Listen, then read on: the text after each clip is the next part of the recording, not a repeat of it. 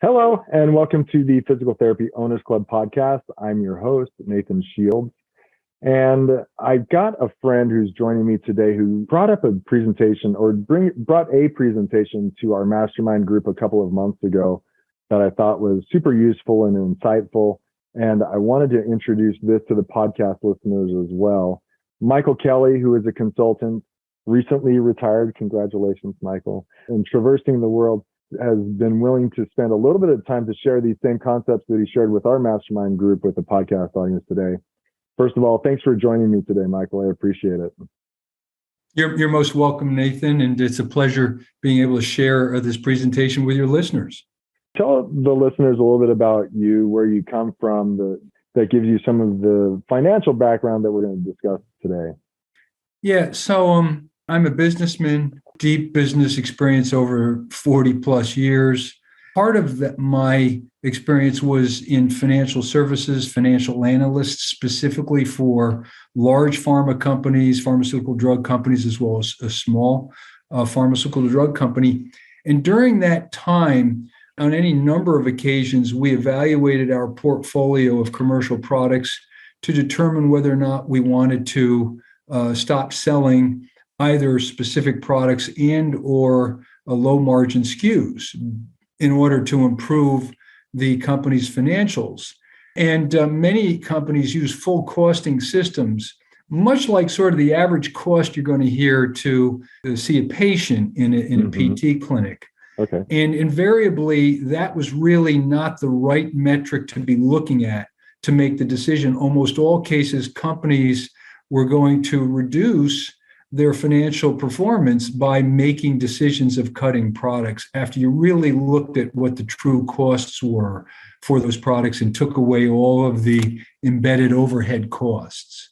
Mm-hmm. So in addition to that, 12 years ago, Andy Michaels was a very good friend of mine. He was a physical therapist himself. He was starting up a physical therapist clinic, and he came to me for financial consulting. And so over the course of 12 years, I've worked with Andy, doing financial consulting for him, supporting at beginning a startup company. He's now got 3 clinics, has been very successful. Mm-hmm. Our discussions now today are more strategic in nature, although occasionally we get into financial ones. And in fact, recently, he had this discussion about, he had some insurance companies that were paying him a lower amount than he wanted to be paid. And he wanted to discuss at what point do you maybe jettison those companies or ask them, say thank you, but no thank you for the business. And so that's how I actually ended up, after having that conversation with Andy, making the presentation to the group, since Andy said this is something that a lot of PT clinic owners think about and address occasionally. Yeah, it's an ongoing discussion in the physical therapy world. Number one, they have a desire to renegotiate their contracts with insurance companies because, like a typical case, physical therapy industry is United Healthcare. As long as I've been an owner, the reimbursement rate for us in Arizona, and what I hear from many parts across the country, is $65, $68 per visit. And that hasn't changed for decades, right? At what point do they account for inflation? But if you try to negotiate with them, then you don't get very far. And typically you don't, especially with the major players. So the question comes up, do we just keep taking these? Or should we consider, like Andy did, should I maybe consider dropping? At what point do we do that? And I think the other part of it is, in order to cover expenses and have some profits, then you have to see a significantly higher volume. And burnout is a significant issue in the industry. For a physical therapist to see 15, 16, 18, 20 plus patients per day just to make a significant profit is a real issue in many cases. And so the consideration is, well, maybe I see fewer patients and increase that average reimbursement per visit. That is a lot of the discussion that's going on in physical therapy owners' minds. Well, it's understandable. I mean, ultimately, it's about revenue and cost in order to drive your bottom line and your livelihood. Right. Yeah. So feel free to take over the screen. If you're watching on YouTube, you'd be able to see, but Michael presented this presentation to our mastermind group, which Andy is a part of. And he's been kind enough to share it with us as well on the podcast. So can I now start the discussion? Mm-hmm. And do I go back to share screen to get my presentation in front of me? Yeah. There we go. Yep. Okay. So today's topic is, what is the real incremental cost to see a patient, and how do you use that information to make decisions regarding your lowest cost paying insurance companies, the ones that you're getting the least revenue on a patient basis? And we're going to start with a few financial terms. According to my discussions with some physical therapists, there are two primary models. The model that's not as significant as a fixed cost model is what we call a variable cost model. This is where you're paying your PT and assistants on a per patient treated basis. And variable costs are very specific. Their salary, they're going to be your FICA SUTA taxes that you pay on salary that are yours specifically, or the PT clinics, and then other benefits that might be cash related and associated specifically with that visit. The fixed cost model, which is much more typical here in the United States, or a salary cost model, is where you're paying the PT and the assistants an annual salary, and those costs you incur regardless of how many patients they treat in a month, whether they treat 100 or they treat 350, those are base costs. Mm-hmm. And then other than those direct costs for treating customers, all the rest of your other costs, we lump under overhead costs. The lease of the facility, or if you own it, mortgages you're paying on it, electricity, equipment, accounting, IT, all those are important costs. But again, regardless of patient number, those are fixed costs that kind of sit in there, and they're not going to vary based upon patients, and they're not really a direct cost, certainly for each of the patient visits. Now, another concept we're going to talk about, which has significant importance as you're thinking about these low revenue patient insurance payers, is your capacity. Are you can you treat more patients? Do you have capacity available? Or are you at full capacity where you're totally booked? In fact, you are turning patients away. And, there are many, many PT owners who have multiple clinics. And you might have both situations, and we'll discuss the actual strategic opportunity when you have multiple clinics and you have both situations. Mm-hmm. Now, in terms of your financial drive, your goal is to maximize the cash produced per clinic on a daily, weekly, monthly, annual basis. That's what you're doing with your business. It's the cash you produce, ultimately, after all expenses, that is what you use to live on. Right. So you can look at P&Ls, you can talk about taxes and all those, and those are all very important. But at the end of the day, your cash flow is the most important thing you should think about. So let's take hypothetical clinic. They're being reimbursed per patient visit anywhere from $100 per visit on down to $60 per visit. And obviously, your situation is going to be different than this. And then there's a certain percentage of patients they see at the $100 level, a certain percentage at each of these various payment or revenue levels. And for this specific clinic, the average treatment cost is $73 per patient. That is determined by taking total operating costs, excluding interest and taxes, and dividing it by the patient visits over the certain time frame. Average revenue generated is your total revenue, also divided by your total patient visits over that specific time frame. In this case, average revenue generated is $80. Mm-hmm.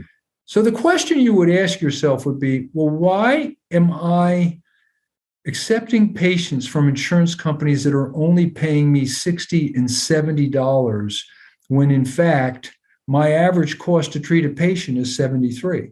And yes, if you take a look at all of your costs today or over this time frame, it is $73. But the very specific incremental cost for seeing a patient is really different than that. And by the way, I will note that this is where averages let's just say sometimes averages can be deceptive. As an example, I took my wife to Acadia National in Maine many years ago. It was a blistering hot day. It must have been 90 degrees.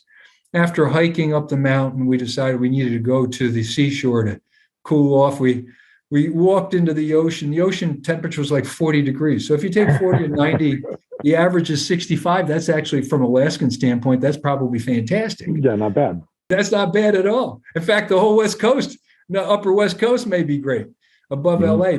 I was absolutely boiling. One part of me was boiling, and the other, the cold was it was actually painful. My legs that I was, where I was in the cold water, where were just, pins and needles. And it was like, I've got to get out of this water as soon as possible. Mm-hmm.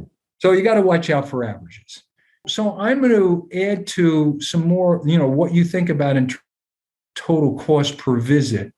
When you start to think about taking, maybe eliminating your lowest cost provider. So if you look at the variable model, the incremental cost is really simple. It is, what are you paying to the PT and the assistants per patient that they see and treat? And this would be a blended cost, but you have that cost information. You know the amount of patients they actually are treating. So that's an easy number to arrive at. And then you can add to that your FICA and SUTA, which are clearly cash payments you're making on top of that. So you arrive at this number. In the case of this hypothetical clinic, it's $45. So Michael, in a variable cost model, just to break it down for PT owners who are listening, this would be a situation in which you pay PT owners a flat rate per patient seen. Am I right? Like, that is correct. Like we have an agreement. You're not necessarily getting a salary. Well, maybe you're getting a very minimal salary, but on top of that, you're getting a flat, I pay you, like you have here, $45 per patient seen. You can see 10 of them a day, you can see 3 of them a day, but you're going to see $45 per patient. Am I right in thinking? You're absolutely correct, Nathan. That's a variable cost model? Okay. Yes. Got it. Yes. And that's, as I mentioned earlier, that's not as popular in the US with PT clinic owners as the fixed model. Maybe 5% of clinics are doing that. Advantages to that's maybe another set of questions. The fixed model is interesting because whether or not as I mentioned earlier, whether or not the PTs and PT assistants are seeing and servicing, treating customers, they're getting paid a certain amount. Now, certainly PT clinic owner, they're not going to go a long time with a significant reduction in patients being seen before they're going to have to make changes to the amount of staff they have on hand. But the reality is that in that model, there's no incremental cost per patient per se, because you're paying that monthly salary, period, regardless of the number of patients you see. Got it. It can be useful, however, to say, yeah, but take a look at your salaries that you're paying, and also these other costs, FICA, SUTA, 401k, medical vacation, if you give those benefits, in order to get a sense of what actually your patient cost at this level is. And I'm saying for this specific clinic, it's actually $42. It would generally be less than you'd see in the variable model in clinics that have been around for years, only because in the variable model, the actual PTs and PTAs are taking on the risk of patients showing up, right, and are taking on probably their own medical vacation benefits, et cetera. So there would be a higher payment made. So now you have other numbers to look at. It's not just the $73. You've got the $45 or perhaps no cost, but you might dig in a little bit further to see what you're specifically paying for your PTs per patient service. Mm-hmm. Some advisors that I'll have on would say part of the fixed cost model should include a built-in profit. You should include profit as part of your expense and build that into your financials. From purely this exercise of looking at cost, I would not build that in. There may be rules of thumb about building in, cost for this, that, or the other thing. But like I said, you're really trying to get a sense of what are your costs at a patient service, opposed to all these overhead costs, muddy the waters, and can cause you to make decisions that are not necessarily beneficial for maximizing cash flow, which is what it's all about. Right. Okay, so as we think about, the $60 and $70 revenue generating patients, If you have additional capacity, this is a tough hurdle, as you see below. Under the variable model, again, assuming you're seeing, in this case, 10,000 patients and 10% of them, you're getting paid $60 per patient visit. At $60, that's $15 over the cost of your blended cost of your PT, PTA. So the incremental cost of $45. Yeah. So $15 times 1,000 patients, that's $15,000. Mm-hmm. That's additional money put in your pocket. That's serious money too. Right. Under the fixed model, again, we're talking about eliminating 1,000 patients.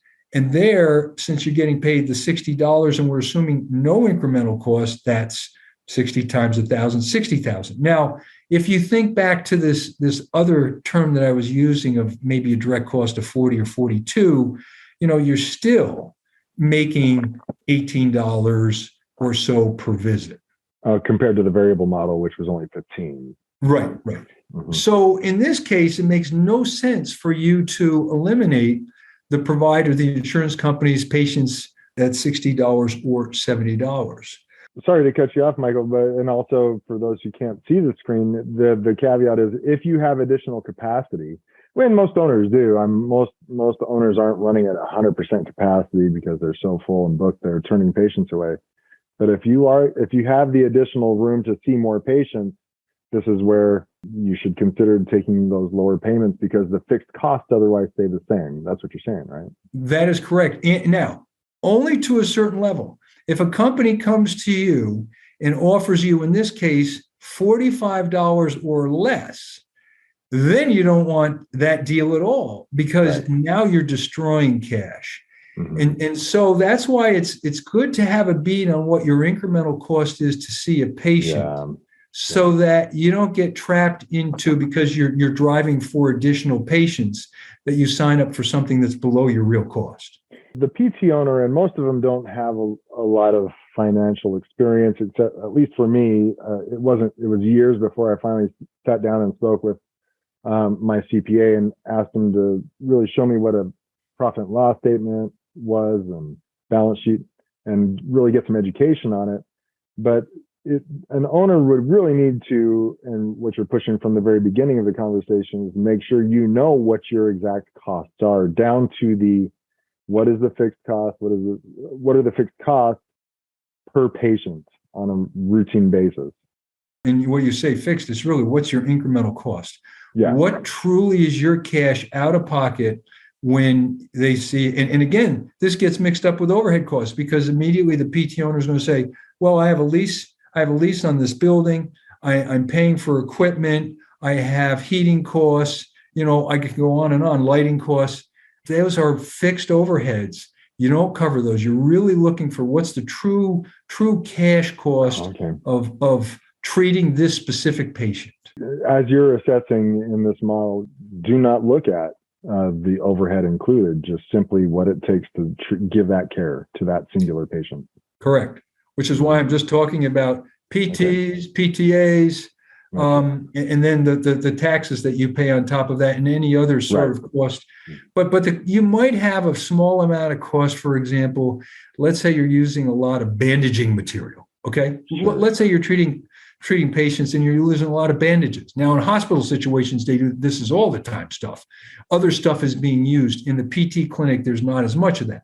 But if you have some of those disposables, you might say, yeah, and it's another $1 of disposables that I'm using to treat a patient. But there's not a lot of that. Mm-hmm. And so bring me along slowly here, Michael. So why do you dismiss the overhead costs and considering the contract? Because what happens is, I'll show, and I'm walking through this example here, but I'll move to the next page. What you're doing is you're destroying value if you take out $60 per patient visit revenue, and you haven't changed your patient base at all. In other words, you've just taken 1,000 patient out. So that's a great leading question for this slide.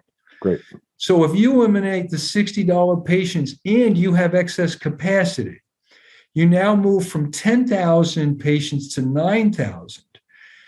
The 1,000 patients at 60 reduce your revenues by $60,000. In the case of this fixed cost model where you're paying the the PTAs and the PTs of annual salary, you don't change, at least over the course of, let's say, a few months, you don't change your cost block at all. But your average cost per payment now per patient jumps from $73 to $81, which is about what your average revenue per patient is.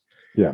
If you have a variable cost model, which back to that, you're paying your PTs, PTAs a very specific amount per patient treated.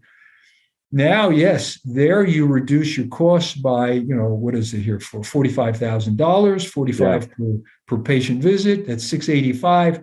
So you don't get nearly the bump in terms of average cost per patient, but you've sacrificed your $60,000 in revenue. So you are worse off by eliminating the $60 customer as opposed to where you were. And that's because you have excess capacity. And that's where incremental costs come in. Just think of it this way. Think of it, well, this is the way it works. Let's say you have $50,000 of base cost to, just to open your doors on an annual basis, right? I mean, and we're talking about a variable cost model.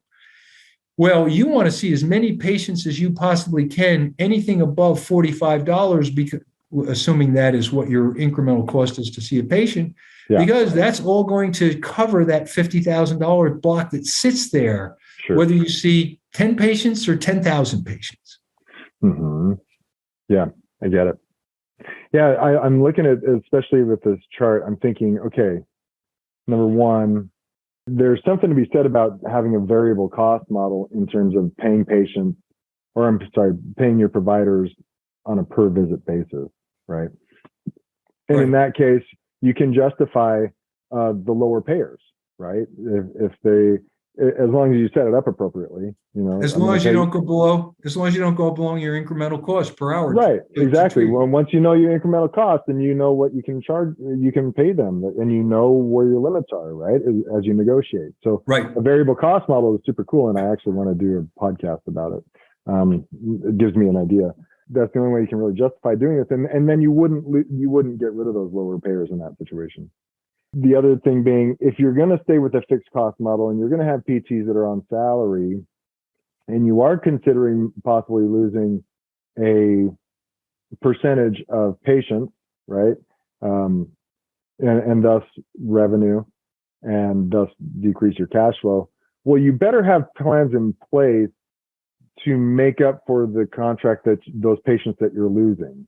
To simply just do it for the sake of doing it because it doesn't cover my quote unquote expenses, to speak PT owner language, you're losing money like you're showing. But if you do get rid of that 10% and are able and have done certain marketing strategies, or maybe just open up a greater number of appointments to patients whose insurance pay more, then you better have that kind of strategy in place to make up for those lower payers that you might eliminate. Nathan, you're absolutely right. And we'll go to that. That's the next case where you don't have excess capacity. But when you have excess capacity, it's useful to know at what point you're willing to sell, to take revenue down to. And of course, obviously, you don't even really want to get probably less than $5 per hour. I mean, per patient visit, right? I mean, there is some minimum that you're going to say, no, I'm not going to take less than $50 because it's costing me $45. Right. Now, by the way, consumer goods companies, Procter & Gamble, Colgate, they do a form of this when they're selling, for example, P&G is selling, I think Tide is one of their brands. They have the everyday price. You go into the store, you pay this price. But then they have all the time, they have these promotions ongoing.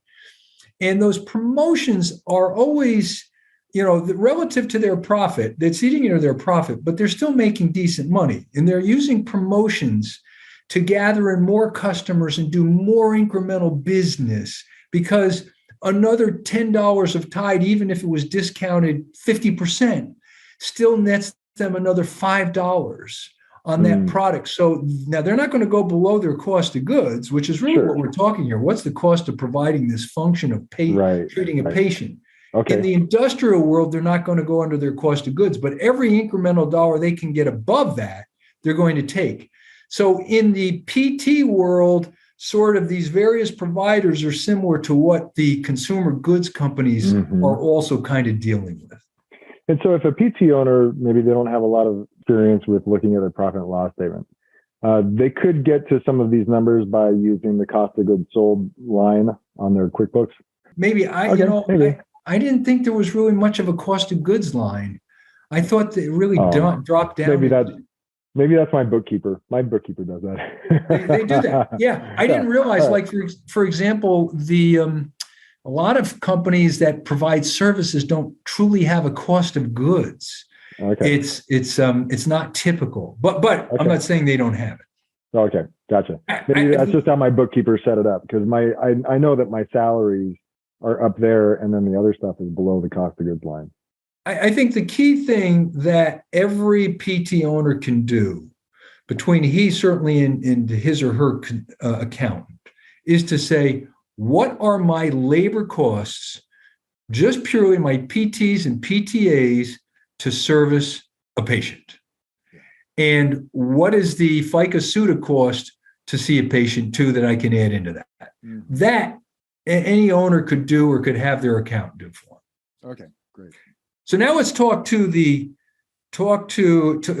actual example, which makes a big difference, and that is when you have no excess capacity, you are turning patients away, or you're booking them way out, right, and you have $60 patients that you could get rid of, and you could, and then of course, obviously, you could then substitute $70, $80, $90, $100 patients. Right.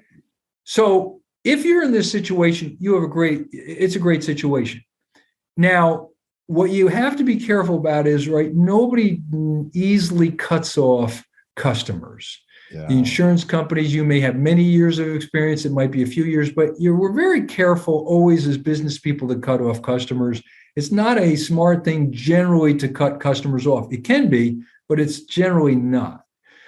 So how do you handle this situation? Well, the first thing you can do, we discussed this a bit in our meeting, Nathan, mm-hmm, is if you have multiple clinics, it's likely that you have a clinic or other clinics that don't have excess or have excess capacity.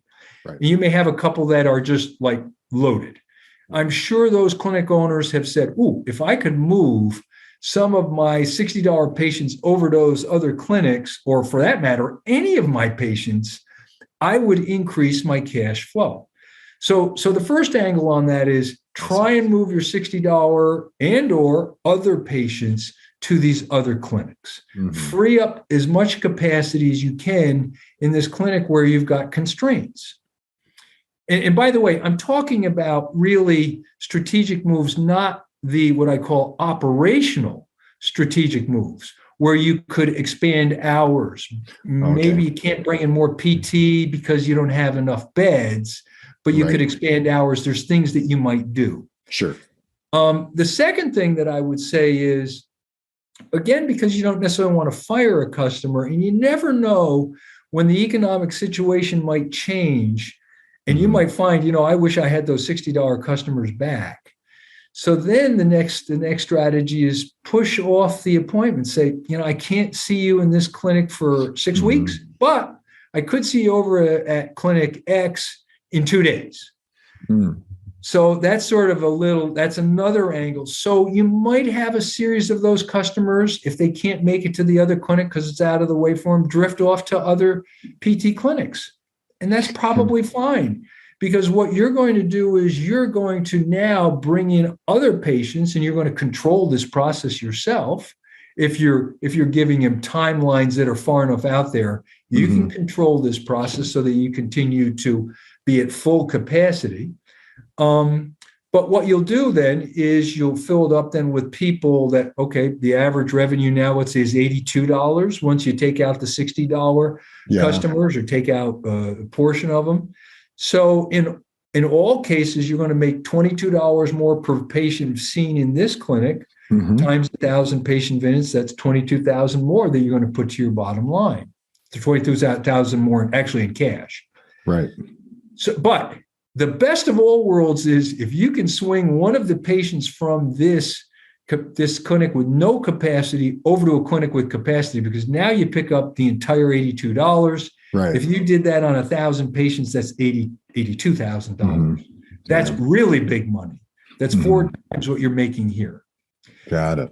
Now, once you start moving, let's just say a combination of moving some of these patients, or if you're a solo clinic, you don't have that capability.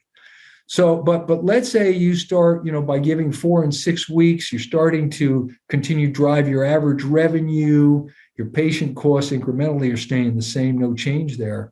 Then you might eventually get yourself down to where the $60 customers may be representing 1 or 2% of your patients. That's a very different situation, right? Where you might say, you know what, I need to send a message to these providers, or at least one of them, that your number is just too low for me. I'd like to service your patients, but I can't, not at these costs. Right. Yeah. And I think that's like you said, you never want to turn away customers. So the messaging has to be really, really good. If you're going to, number one, restrict, well, what I hear in some circles is maybe we restrict the flow of those lower payer insurance patients so that only give 1 or 2 new patient slots per week instead of having 5 or 6 available to them during the week. And then they don't come in as we spread those out. So maybe there's a 2 or 3 week waiting list to get in for their appointments compared to other insurance payer appointments.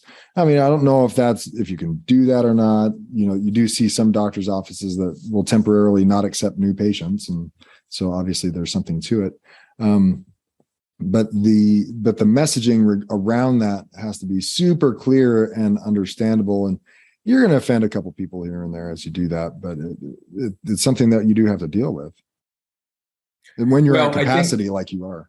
Right. In the law of supply and demand, I mean, you made a very interesting comment when you said that, the average revenue per patient has not changed in, did you say 10 years, 15 years? Oh, 20. 20 years. Oh, more, yeah. So that means that there are PTs and PT clinics that are being set up that are putting pressure, allowing insurance companies not to increase pricing, allows them to keep their pricing static because there apparently are enough PTs out there that they're going to take the business at $68. You're exactly right. That's what I'm hearing from that.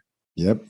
Because in the world of economics, if you're pushing away patients at $60 because you're servicing the others, at some point, some clinic's going to say, well, nobody can service all these $60 customers. You're going to have to pay higher in order to service, right? I mean, the insurance providers are not going to find the people to service them.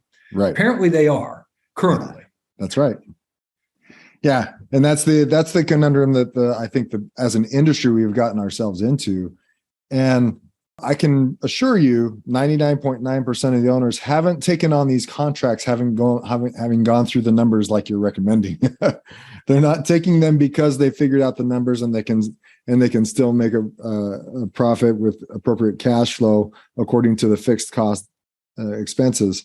They're simply taking it because that's what everyone else is doing. I mean, so look, in that kind of a model, I'm just, going through kind of the business stuff that I've done over my career. If you don't think you're going to be able to change, and I'm not talking about excess capacity now or any of that, I'm just simply stating, if you think your average payment's going to be $68 and you have capacity and you're working to get more patients, it's all then about productivity in terms of how efficiently do I run my operation and how can I reduce overhead costs? Overhead costs, and yeah, sure, your incremental costs of seeing the patient, you want to be as efficient as you can with those, but that's tough. Other than moving to a variable model, right, where you now set in place a set of other drivers which can help you drive more patient throughput for various reasons, including the fact that the PTs and the PTAs are highly incentivized in order to make sure all of those patients show up every day that they've got scheduled, that they don't lose any of them. They're willing to work more hours than normal. I mean, all of those things. Yeah. Yeah. That's the tough part nowadays is because there's a huge demand, speaking of supply and demand, there's a huge demand for physical therapists, and you're seeing new grads out of PT school who were getting 55, 65, maybe just under $70,000 per year in salary are now asking for 75, 80, sometimes $85,000 and above. So that fixed price model or fixed cost model really starting to squeeze owners. And they're saying, I don't know how I need a therapist, but I don't need a therapist at that cost. And I think we're seeing in the industry that there's one group in particular named Onus One, and I think other owners are starting to consider, they are presenting and are considering the variable cost model, because now the therapist, maybe I can pay you $90,000 a year as long as you share in the risk, right? Right. That the patients don't show up. I can pay you more if that's the case, but on the fixed cost model, the squeeze is coming hard and fast. Just as a note, Nathan, if you're seeing a trend of higher compensation for your PTs and PTAs, that's going to bleed through both models. The variable model is going to be more expensive too. The variable model may be more efficient ultimately for getting your revenues, your total revenues generated, filling excess capacity, whatever. But both models are going to increase. So it truly becomes a game of driving down overhead costs, keeping your total operation really, really hyper efficient. Yeah. That's the only place you can really go anymore. Yeah. Once you've totally filled capacity. Well, with the exception of then maybe starting to limit the $60 customer patients. Yeah. That's the next place. Yeah. I think the owners are drawn, the therapists who are on salary aren't necessarily drawn to it, but the owners are drawn to the variable cost model situation where they pay their providers per patient, because, cancellations are a real issue. Patients falling off and not completing their full plans of care is a real issue. But when they get them on that variable cost model, they are incentivized to share some skin in the game and work harder to keep that patient in and to not cancel and to see more patients and maybe even take a little step into the marketing direction to support there. And so you're starting to see a little bit more of that. Well, the most driven PTs are going to be those that want to be in a variable model, because they know they can make more money in a variable model than in the fixed model. So that's where they're going to want to go. Those people are also the most incentivized to drive business for the owner. They're the ones that are most interested if there's profit sharing. I mean, all of those things really trigger those individuals. Yeah. And it goes beyond that. It's very small, subtle things in case, like, even when they're treating a patient, it might be it's not that a normal PT clinic doesn't do all of these things, but these little things that you might do with this patient, even to the point of, what kind of improvement are you seeing? Again, not that you wouldn't ordinarily do that, but when the person says, well, I feel like I'm making progress here, the variable PT, right, the incentivized one is going to say, that's why you need to be here twice a week. I noticed you were only here last week once. We need you in here this Thursday. It's Monday, right? Thursday, I need to see you. So those people will drop all those little hints and push them along. And I'm going to call you on Wednesday. Make sure you come on Thursday. I mean, or Thursday morning, I'll call you. Yeah. Interesting. Yeah. You are starting to see more of that. The hard part is the personality of most physical therapists is not a quote unquote driven personality, but more of a caring, compassionate personality. And they prefer the security of the fixed salary.